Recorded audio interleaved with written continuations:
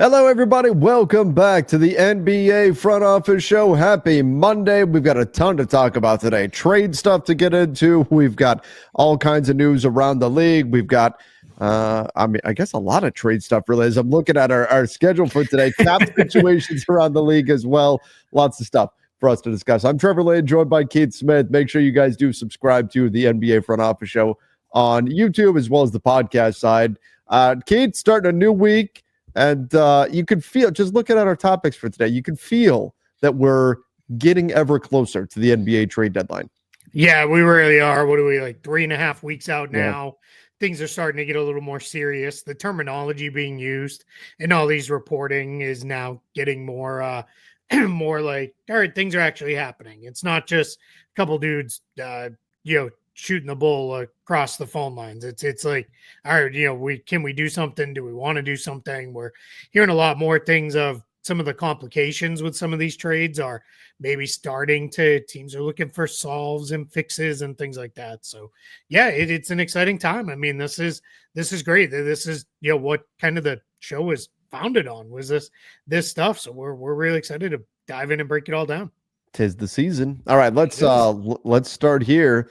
The Grizzlies and Nets, the trade talks revolving around Cam Johnson. We know the Grizzlies, after Jimmy Butler, I believe mistakenly decided he doesn't want to be a Memphis Grizzly. I think he would have been a great fit there. But the Grizzlies pivoting to look towards Cam Johnson. They're not the only ones. There's a bunch of teams interested in Cam Johnson. We can talk about the Pacers. We can talk about the Kings. I mean, he could fit just about anywhere. But the Grizzlies and Nets trade talks were something that did pop up recently in the news, but the recent word is that this is not like an imminent deal that's happening right now or anything of that nature. But I think the Grizz, they're going to be interested in all the different wings out there, and Cam Johnson is certainly one of them. And maybe they'll ultimately be the one to get him. But there's so many teams in pursuit of him that it's hard to really figure out who is truly in the lead here. Yeah, that's the tricky part, right? Because one report came out that the Grizzlies and Nets sounded like it was escalating, maybe was the term that was used, something like that. But then another report from DeMichael Cole, who covers the Grizzlies directly, does great work covering the Grizzlies. He said, there's nothing really, I think his word was substantive of going on there. So that's where it's like, all right, what's going on? That sounds like one side gets one piece of news, another side gets another piece, and it just kind of gets pieced together from there. It's clear, though, maybe they've moved past the whole bad feelings about the Dorian Finney-Smith trade, where apparently Memphis, which is tough, right? Because I don't blame the Nets for being like, hey, this is the best offer. Let's go shop it and see if another team can beat it. And Memphis clearly was not going to move off whatever protections they had put on the first round pick. And they're like, all right, we'd rather have the extra seconds. So but you're not going to last in this job very long if you have bad feelings towards your partners around the league. There's only so many teams you can trade with. So you're going to have to get that worked out and figured out. So it makes a lot of sense for the Grizzlies to pursue Cam Johnson when things get a little sideways from Memphis. That isn't health related, because that continues to be a thing. Yeah. Which, as an aside, this flu that is tearing through the league right now, I'm fairly confident it's the same flu that I had. This is rough, man. Every single team's been impacted by this, with multiple players down. And that's now it sounds like Ja Morant is maybe going to be out of the lineup tonight, which is a bummer because they're playing the Rockets. It should be a really good game. But anyway, back to Cam Johnson to the Grizzlies makes a lot of sense, because what I was going to say, things get sideways. It's generally their offense where it gets a little wonky. They're not making shots. And Cam Johnson is right there for a 50, 40, 90 shooting season on a pretty healthy amount of attempts on a team where things are not being made easy for him with the Nets. So put him in a better situation. He may just crack that. So it makes a lot of sense why Memphis would want him. Yeah, and so I think this is something that we'll continue to see develop. I do think Cam Johnson is one of the major dominoes out there on the market right now. Once he gets traded, I think that might open up some things for some of the other wings on the market, guys like Brandon Ingram, the Jimmy Butler situation we'll talk about in a minute. Kyle Kuzma could be another one of those guys. Jeremy Grant potentially for the Blazers. There's a number of wings out there on the market, but I do think that Cam Johnson is right now the preferred target of a number of teams. And so what happens with him, I think will go a long way towards unlocking some of the rest of the trade market. And again, for people who are anxious for a trade, as Keith said already, we're 3.5 weeks away. We've already had 3 moves made.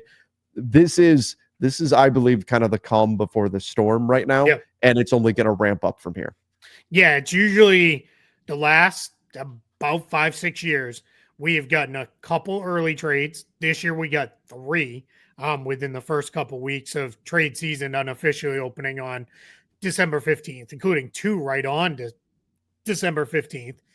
Then we usually get 1 right around the late portion of January. That's a team that's like, all right, we don't want to, we're close enough. We don't want to deal with losing the guy we think we really need. Just push it over the finish line. Then then obviously everything gets, really picks up trade deadline week, which we're still a few weeks out from. So you're absolutely right. And I think it's a great call to say too, if a Cam Johnson trade happens, I'm not going to say this week or maybe even next, but let's say the week after that, like when we're a full week out from the deadline or so, or a week and a half, that then could be the domino that it is. All right, we're not getting him. Let's pivot. Now, who else are we going after? What are we looking at? That's the same thing, obviously, with if a Jimmy Butler trade happens, that could free things up on the Brandon Ingram market, or maybe even the Zack LaVine market. We're going to talk about Zack LaVine later in the show. So we're in a spot where definitely need some stuff to start moving. All right, let's jump over to the Bucks, who got, obliterated by the Knicks in last night's game. But I was so looking forward to that game too, because that should have been like the really good afternoon game, and it was just the Knicks just hammered them right from the tip. I did a game breakdown for the basketball bulletin today, kind of just looking at some of the big matchups, and I omitted that one just because it wound up not being a fun game because it was just a blowout. But now there's this thought that Milwaukee can't beat the top teams. They're 0-8 against the top 3 teams in the East so far this season. That's something to look at. And then just another piece that came out regarding the Bucks that the Nets are interested in eventually getting Giannis Antetokounmpo. So, Keith, this kind of thing is a storyline until it's not. Until they finally beat some of the top teams, this will be something that'll be continually talked about. Part of me wonders, though, is Milwaukee just not that good? I mean, at some point, if they get enough shots at these teams, they'll pick up a win or two here or there. But I just think they're a tier below some of the top teams in the Eastern Conference. I think that's just where they are. So I'm not even all that surprised. Like, you would think they would win 1 or 2, but I would expect them to have a losing record against the top teams in the East because I don't have them in that upper tier right now, or even in the upper, like, say, 2 tiers of Knicks. You got Knicks kind of in their own tier, and then you've got Celtics and Cavs in their own tier as well. I don't have Milwaukee in either one of those tiers, so I would expect them to have a losing record against these teams. Yeah, I don't have a lot to counter that because I'm in complete agreement with you on that. I think we are anybody who still has the Bucks there, you're clinging to your preseason evaluation of the Bucks. They just haven't been that good. They're not, that good of a team. They are much more in that mix with, if you just pull the standings up. I think the Pistons are playing a little over their heads right now, but I would say the Bucks, Heat, Pacers, Magic, that's like a tier group of its own. Like or not really. It's a wide tier group because it's 4 teams, but those 4 teams are like all kind of the same-ish to me, in terms of where I have them. And I'm with you. I think Cleveland is really set themselves, at least for the regular season. They're the best team in the conference. Boston's just kind of going through the motions right now and doing their thing, and they're fine. And then you've got the Knicks, who are pretty good. Although I will say this about the Knicks, Ian Begley had this. That was the same storyline with the Knicks. They can't beat the Cavs or the Celtics or the Thunder. They've been falling to those teams. So it's like you took the Bucks against the best of the best, inclusive of the Knicks. Then you take the Knicks against the other best teams, and they've had some struggles too. So, but that's like you said, that's generally kind of how it works.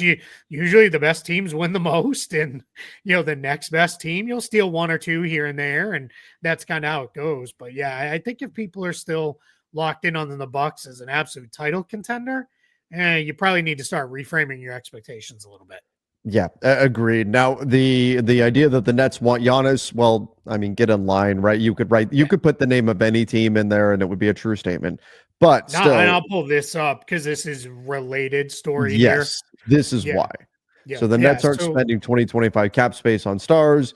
Maybe they do have their sights set on Giannis. They're not trying to go all in right now to make a move. They're not trying to go all in and get something done immediately. Like again, all this stuff about, well, Jimmy Butler, could he go to Brooklyn, or he's interested in Brooklyn or anything? This should be comforting for Nets fans to hear that no, they're not going to spend cap space on these kind of guys, regardless of what's being put out there. That's not what they're going to do. They're going to take more of the long-term approach, which is exactly what they should be doing. I don't know if there'll be a landing spot for Giannis, but we're talking a couple years down the road. They're not ready for that kind of move right now. Yeah, absolutely. I mean, now, if we hit the end of the season and Giannis is like, I want out, I'm out of here, well, then the Nets are going to obviously accelerate their plans to go get him now. And I thought it was really interesting. Mark Stein had really good reporting on this, and the kind of three nuggets in there for me were: one, the Nets are not going to, they have no plans to pursue Jimmy Butler, which kind of vaporizes that from Jimmy Butler's like leverage play, because that's it. They were the only max cap space team as it stands today on January 13th. So, all right, so that's out the window. The next part was the Nets are not planning to spend money chasing other stars. That tells me it's more, let's pick up value guys. If we need to eat another contract or two, we're open to that. Like, let's go there. And then the last part was obviously the Giannis piece, but Stein was kind of almost like, I could hear him saying it like very adamant. There's no indication Giannis wants to trade. So like, let's, the Nets can, as my dad is fond of saying, wish in one hand, crap in the other, and see which one fills up faster. Like you could kind of be there if you're the Nets, wishing in one hand, and he says that's like one of his all-time favorite lines. There's usually, if like I was like, hey, can I get a G.I. Joe aircraft carrier? Which I've told that story before. I was like, yeah, wish in one hand, crap in the other, and see which one fills up faster. But anyway, it's the Nets can want Giannis all they want. Unless Giannis asks for a trade, the Bucks are never going to trade him. Like, it's just not a thing they're going to do. Yeah. I will say Giannis has left it more open in recent years. Where he's like, I don't know if I'll finish my career here, and I want to win another title. And then the kind of little bit of a weird comment of, well, I already climbed the mountain here and won this title. Like, where does that go? So that becomes like a whole thing with that. So I don't know, but I think the big takeaway is Nets are being smart here, right? Conserve your assets, conserve your space until it's time to make the big move and just kind of build forward from there. They're going to get a really good high draft pick. They're going to get a player that hopefully the fan base is super excited to watch play next year, which that'll take some of the pressure off of, we got to go get stars right now because it's, all right, we're building around this kid and whatever else we do. And that should be enough for another year. All right, Keith. I think we're contractually obligated at this point. We got to do it.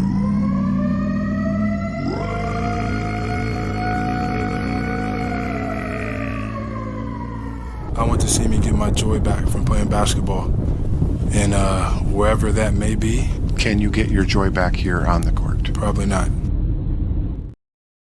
The Butler bomb, the Jimmy Butler saga continues.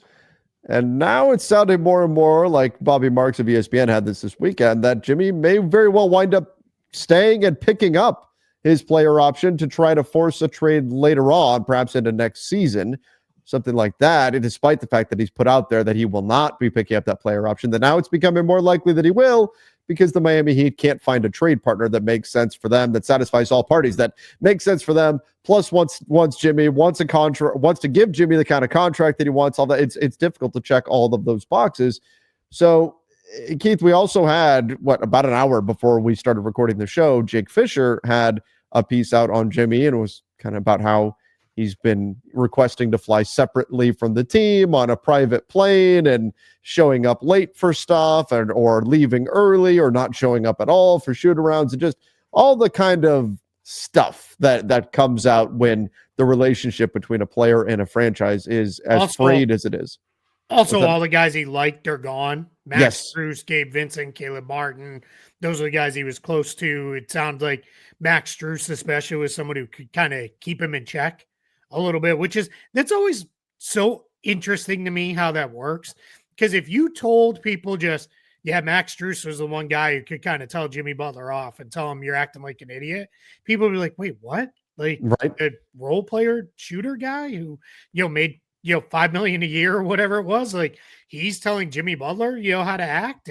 But that happens all across the league. That's just the way it goes. Sometimes guys, I always call it like Al Horford with the Celtics. Like one of the best things he does for the Celtics is he could throw an arm over the shoulder at Tatum or Brown and be like, hey, come on, let's walk away for a minute. Let's reset, and those kind of things. And those things are so important, there. But yeah, it's my issue with Jimmy Butler is now, because one of the other pieces of reporting was he may come back after this suspension, but he's not going to do anything to make anything easy on the Heat either. And he may continue to push, and it's just going to get ugly. I still continue to believe he'll get traded, but all the complications still exist with Jimmy Butler getting traded, especially if he's really insistent on I'm going to the Suns. That part gets really tricky, but yeah, I don't know, man. It feels like this one's destined to get uglier before it ever kind of gets better, potentially. It really does seem that way. I mean, like, let's say Jimmy comes back and the Heat can't rest him, because NBA rules, because he's a superstar, right? So they can't bench him. But what if he's only playing at 70%? Like, what if he's out there half-assing it? Yeah. Then what happens? Like, can you fine him and say, well, clearly you're not playing as hard as you used to? And then is that a whole, how do you prove that he's not playing as hard as he could be? Right? Can he say, oh, well, I was feeling a little under the weather? That, like, it gets really, really messy. And you can't just say, well, Jimmy, we don't think you're competing at a high level, so we're going to bench you. Because again, NBA rules, he's a superstar. You have to play him. This could get really, really bad if and when Jimmy does return to the Miami Heat and what this all looks like. So I think to me, it still makes the most sense that he winds up being traded, despite all the pushback against, well, we're probably not going to trade. This is the time for posturing and all of that. It tells you if Miami had an offer they liked, he'd already be traded. This would be done. They don't have an offer that they like right now. But man, what a mess this situation is. And now that we're hearing more and more that this might go past the trade deadline and they'll be stuck together for a little bit, I can't imagine. I mean, it's not. I was asked the other day, could they resolve this? Like, is it possible that they just let bygones be bygones and everything gets fixed? I mean, you never say never, but it would be pretty tough at this point. It'd be pretty tough. I mean, I'm sure Jimmy Butler would say, yes, please, $150 million. Thank you. Exactly. And that's right. That's the root of all of it, right? Exactly. Like if Miami called up Jimmy right now and said, hey, you know what? We changed our mind. We want to give you $150 million extension. Jimmy would be thrilled to stay with the Miami Heat. Yeah, exactly. And that's not going to happen at this point. So yeah, I mean, I guess it's good thing you invested the time into creating the Butler bomb, because I think we're going to get plenty of use out of it. I'll also say two other things. One, about the Butler bomb. It might be my favorite one now. I still really like Games of Our Lives, just because that one was just so funny and so stupid. That was a good one. It still makes me laugh. I really enjoyed that one. Hurricane Harden was good. The KD one was really funny, especially because you added in the Kevin. When I had to. So I'll tell you, with the Butler bomb one, I was going back. I'm like, I'm going to base it around Jimmy Butler blowing up Miami and all that.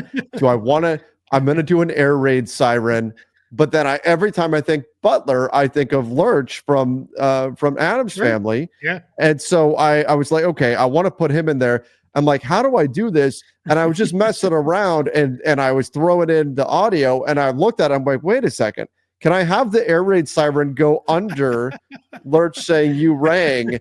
And it actually So worked out. It was almost accidental the way that they came about, but Hey, I'm man, glad you like that one. if this basketball thing doesn't work out for you, you got a future in making weirdo drops for people. So Making weird drops. that works.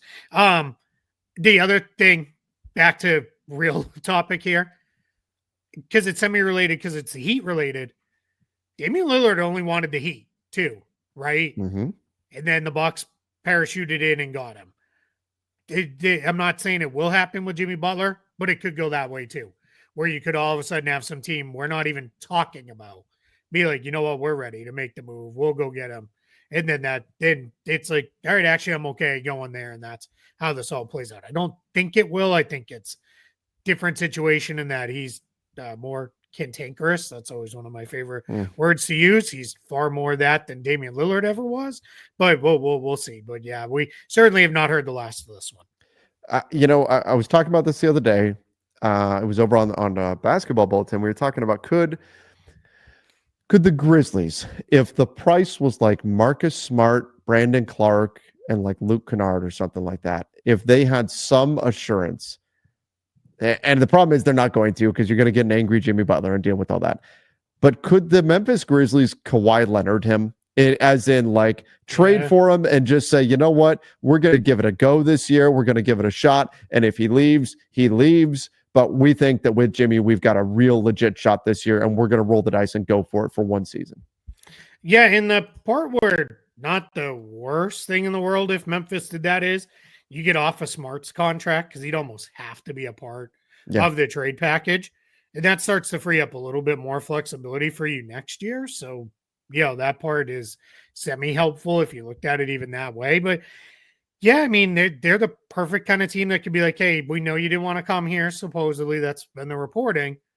But give it a shot. See what it looks like. See how do you like playing with Jaren Jackson Jr. and John Morant and Desmond Bane?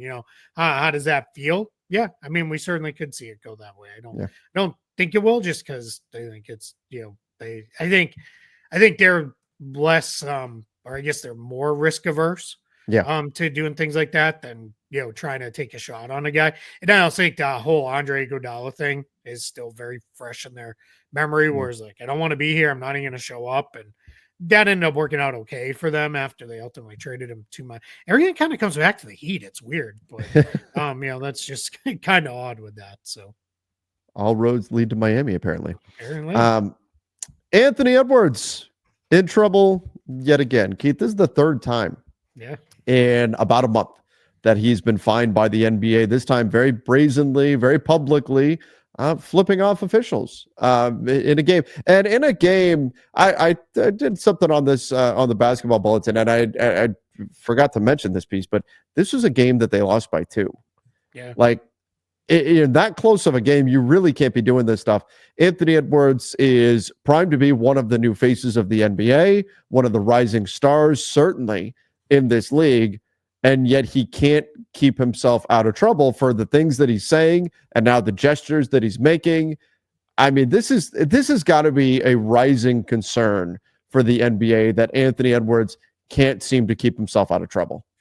Yeah, I completely agreed. I mean, we just talked about the Grizzlies. Clearly, the league did not like the way John Morant was handling himself off the court. They suspended him for a lengthy amount of time because of it. And, now he's back in the good graces and they're promoting him. And hopefully we never hear about anything like that again. Yeah. I think with Anthony Edwards, I think there's a couple of things at play here. One, we got to remember this is still a super young guy, right? Sure. He's still very young. 23. Yeah, exactly. I mean, the things I was doing and saying at 23, like, thank God there's no record of that anywhere that people can find it.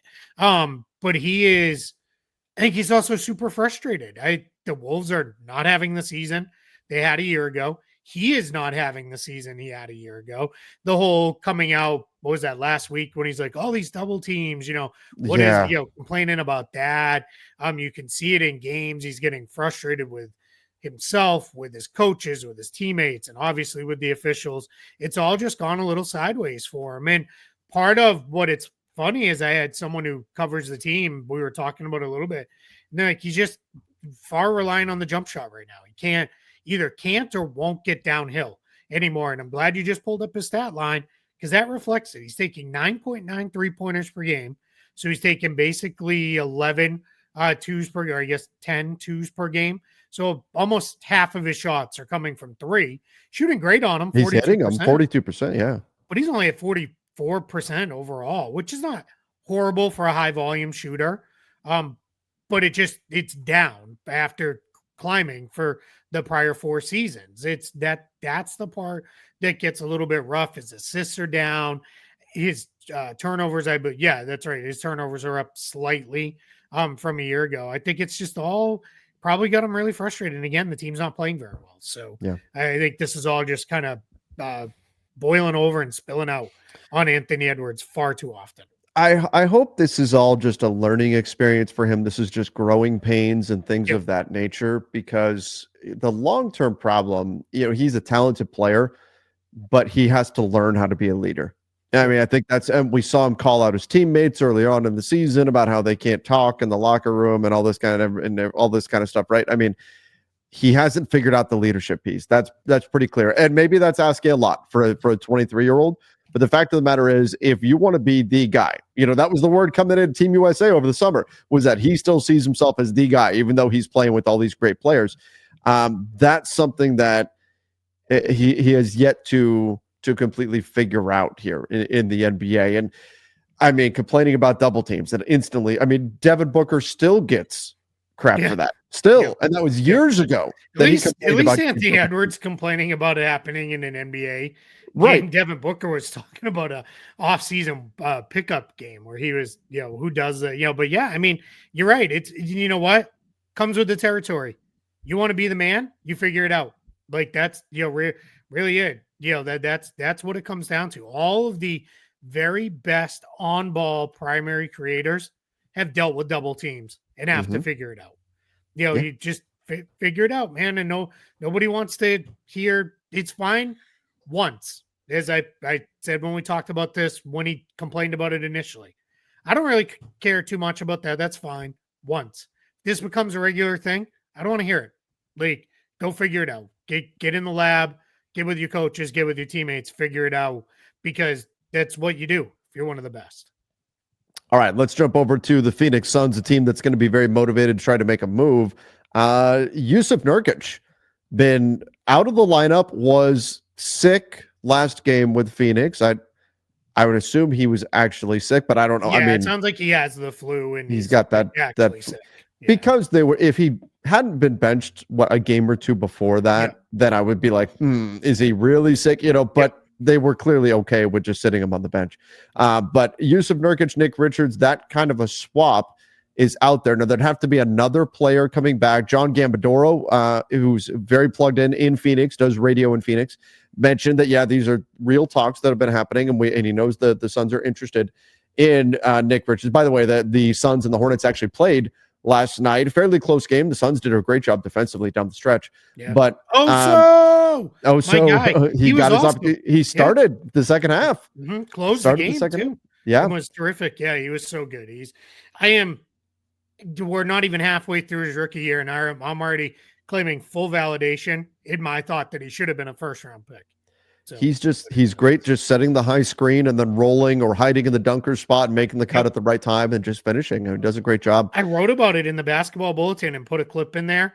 There's so much value in moving the ball and then just getting somewhere where you can be available, but you're also out of the way. Yeah. I mean, he just knows where to be at all times. We could do a 4-hour show of me just, giving love and pulling clips, because I've probably got, at least 2 hours worth of clips, I feel like, at this point, but I will digress and move on to talking about the trade. So I said this, and some agreed with me, some jumped kind of on my case, so that tells me I'm probably in the middle there, which is fine. If I'm Charlotte, I'm not, unless I can get off probably Grant Williams' contract, I don't really have a lot of interest in doing this deal. Because Nurkic does nothing for them. They already have Mark Williams. They're just going to assume him as a $19 million backup center. Like, what do you want to? Yeah, that doesn't make a lot of sense. And all the people who are like, well, in 3 months, he's basically an expiring contract. Well, that's not really how it works. Like, he's not like he's not an expiring contract till next year. And expiring contracts don't always have value, but they don't have the extreme value they used to have unless it is a Ben Simmons sized expiring contract, which is, hey, I can get off a massive deal or multiple deals by trading for that. 19 million is going to not get you very far, and teams just aren't plowing money into, I got to clear cap space. It's just not the way it's going right now. So if I'm the Hornets, get me off Grant Williams' contract. I'm less worried about Josh Green's. I know some. Yeah, I've seen him come up too. Yeah, I'm not too that one's okay, and he's starting for them, and I think gives them kind of a 3-and-D element that, quite frankly, the team needs. So I would want off Grant Williams' contract, and then other than that, if I can't, the bunch of seconds don't do it for me. I don't really have a lot of interest in just getting a bunch of seconds, and that's where it gets super messy for Phoenix. Now, could this just educational piece? People are like, why are they doing this? Like, wait and put Nurkic with Beal in the Butler. They can't. They cannot aggregate, and they're nowhere close enough to getting under the second apron to be able to aggregate contracts. So that's why they're kind of, doing these as independent things. And if I'm the Hornets, I'd also be like, why are we trading Nick Richards for a guy that is probably close to similar value to as an on-court player at this point in their career? And making 3 times the money? Yeah, exactly. Almost four times the money. Like, we'd rather just have Nick Richards and keep building it out ourselves here. So, yeah, that's kind of where I'm at with that one. Yeah, and if I'm the Suns, I'm not saying, hey, if I throw in all my seconds, can I get Cody Martin, who's non-guaranteed for next year? But if I'm the Hornets, I'm not interested in doing that. Yep. So it's a tough look. It's the kind of thing that the Suns should probably be doing with Yusuf Nurkic. Try to turn him into 2 rotation players if you can. Kind of similar to the strategy we saw them take with DeAndre Ayton, ironically turning him into Yusuf Nurkic and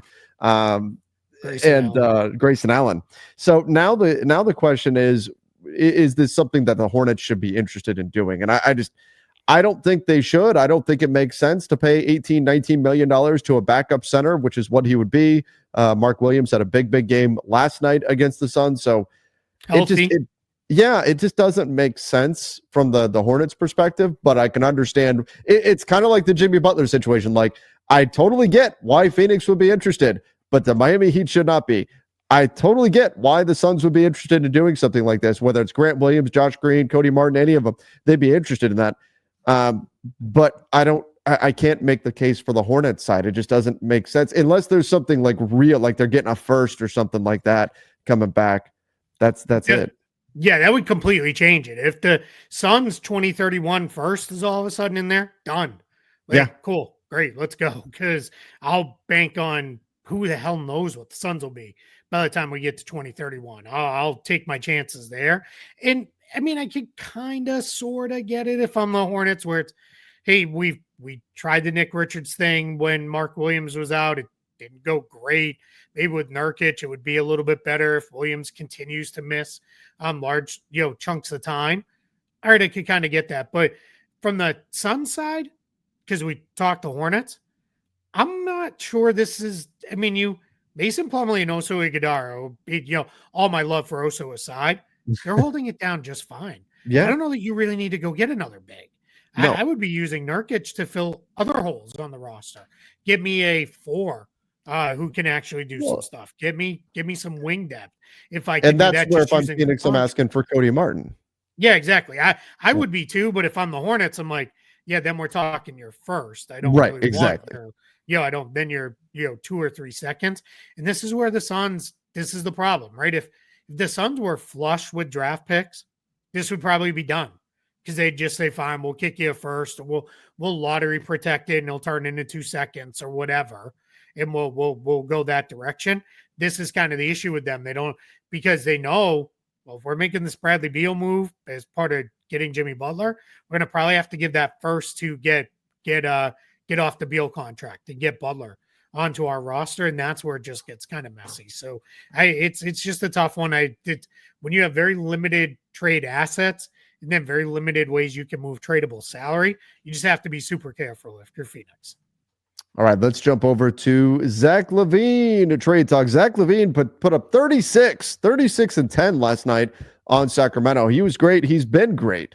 I This love is how the best he's ever played. he's I think. fantastic. I, Yeah. I love how effortlessly he shoots. When he Yeah. shoots the three, it's like there's nothing. It's like when you watch a quarterback that just has the perfect fluidity in their arm Yeah. movement, everything, and just like the ball just zips out of their hand.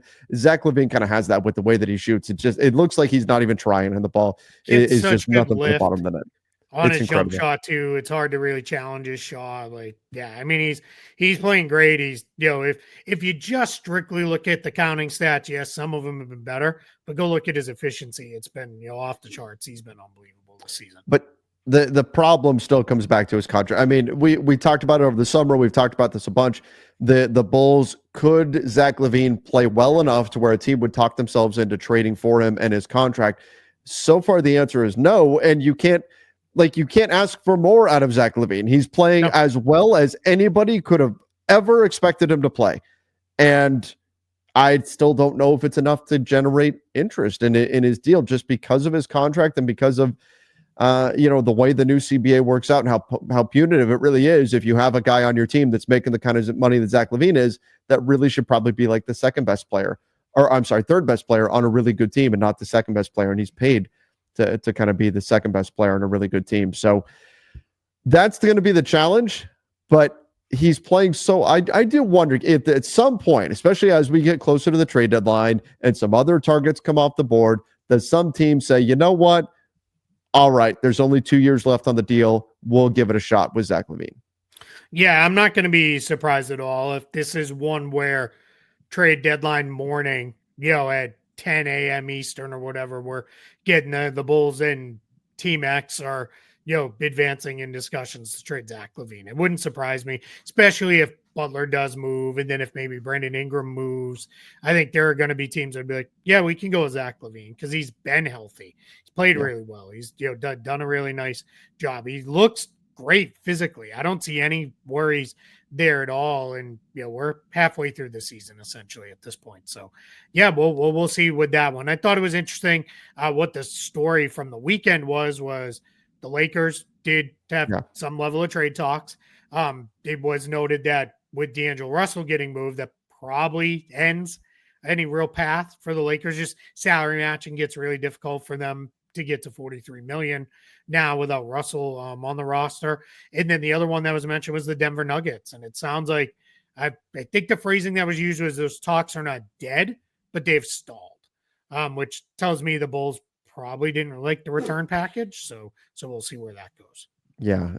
Was it the rumor? Who was it that they were not wanting to take back the Bulls from the Nuggets? I think it was Michael Porter Jr. was the. Well, no, that's who they were going to take. But the rumored sticking point, Zeke Naji. No, Zeke Naji. Yeah. Was the rumored sticking point that the Bulls didn't want to take him back? I mean, that shouldn't kill a deal for you. It's $9 million, like 8.2 next year, 7.5 the year after. Like, I don't know. That should not be holding deals up. Like that's 2 more years the problem. Yeah. That's I agree. With that one. All right, hey, I want to close with something fun. Reader or not reader. I'm in my writer brain. Listener, viewer requests. 2 different ones. One a Pacers fan, one a Kings fan. Both with similar sentiments. Sent tweets and one sent an email saying, "Love the show. Can you please show some love to the Pacers?" And the other one was, "Love the show. Can you show some love to the Kings?" The Pacers and Kings are the 2 hottest teams in the NBA right now. They are playing unbelievable basketball. Pacers have won 6 in a row. They just beat the Cavs. Like, really put a pretty good beating on the Cavs in a game where Tyrese Halliburton missed a large chunk of the game in the end of the game because he gets some hamstring soreness. So that's the kind of wah on that victory, because let's hope that's all right. Let's stop. Come out. You're not playing anymore because you felt something. And it's not a big deal because we all know what happened to him with the hamstring a year ago. For the Cavs part of it, I wrote this on the basketball bulletin.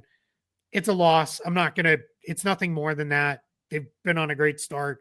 I say this all the time. When long win streaks end in the NBA, they usually end in a blowout loss because the team's kind of like, man, we just won 10, 11, 12 in a row. We'll just start a new streak next time. And they just kind of punt. On it, and it's fine. But love to the Pacers, playing great. Andrew Nembhard's playing really well. Mark Stein reported teams are all over trying to get him because they can get him at $2 million this year before his extension kicks in. No poison pill on that because it's not a first round extension. So teams would love to have him. The Suns are reportedly one of the teams that would really like to get him. The Pacers are telling everybody, don't even bother. Not happening.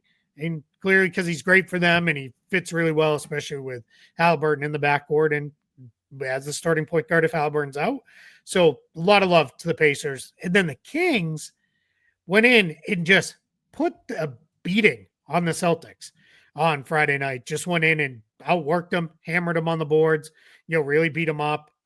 Just took it to Boston and won the game. And then they survived yesterday afternoon in a win over the Bulls, 7 in a row now for Sacramento, and really starting to look like the team I think we thought, all right, this is how this team could work, functionally with adding DeMar DeRozan to this group. They're really, playing pretty good basketball. I think there's two things that are happening here with the Sacramento Kings, and one of them is Keon Ellis is getting more of an opportunity. Yes, we saw De'Aaron Fox just come back last night, and so that limited Ellis's minutes a little bit, but he is still being featured more, and I thought that was a very obvious adjustment. Yeah, that was needed for Sacramento, and so that's been a big part of the Kings' resurgence. I also think that I kind of expected, maybe not a 7-game winning streak, but I've been expecting the Kings to win at a higher rate because all the numbers that you dig into say they should be winning more games than they were. They should not be a below 500 team. In fact, Keith, right now, they are 9th in the NBA in net rating. Like, there was no reason for them to be below 500. They had some bad luck. They weren't closing out games very well.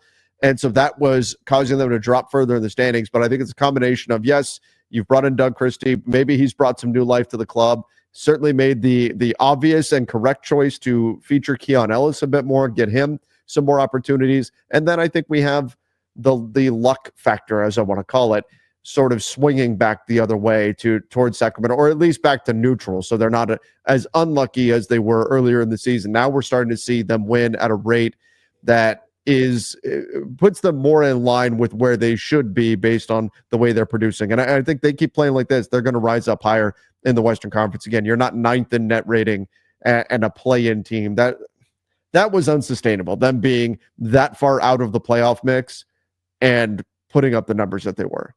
Yeah, absolutely. If you look at everything, and Basketball Reference does a great job of this, you look at the Kings' statistical profile combined with their schedule, their expected win-loss is 23-16, which would have them in the mix for home court advantage in the West. And they just played under that for a while. I'll add two other pieces. Kind of gotten Keegan Murray going a little bit, making sure to get him involved offensively. He's really picked it up defensively. Then when you can put Devin Carter on the floor with Ellis, with Keegan Murray, that completely changes the defensive profile for this team. And shocker, a defensive-minded guard like Doug Christie loves having some defensive guards on the floor. And then Sabonis, the last thing I'll say, his quote about Doug Christie kind of lives and breathes Sacramento, right? Like, he loves the city, loves everything about the Kings. He's been a King, forever. Like, that just means something, and they're all playing really, really hard for him. None of those guys is really saying anything bad about Mike Brown, and they're all being very complimentary, like, hey, we appreciate everything he did to help break the playoff drought and all that stuff. But yeah, a lot of fun watching these two teams. Two teams that are fun. One other note on the Pacers, playing fast again. Yeah, they languished down in the bottom 10 in pace to start the season. They're back into the top 10. At least they were going into the Cavs game. That's huge for them. Play fast, get up and down the floor. So there it is. We didn't lead. One of the people said, I need you guys to lead the show with it. We generally lead the show with news items. But there it is. You got some solid Pacers Kings talk at the end. That's right. That's right. All right, everybody. Well, we appreciate you joining the show. Busy time of year, of course, heading into the trade deadline. So make sure you do subscribe, turn on those notifications. We'll keep you up to date on all things going on in the NBA. We'll be back tomorrow with more. Till then, see ya and stay safe.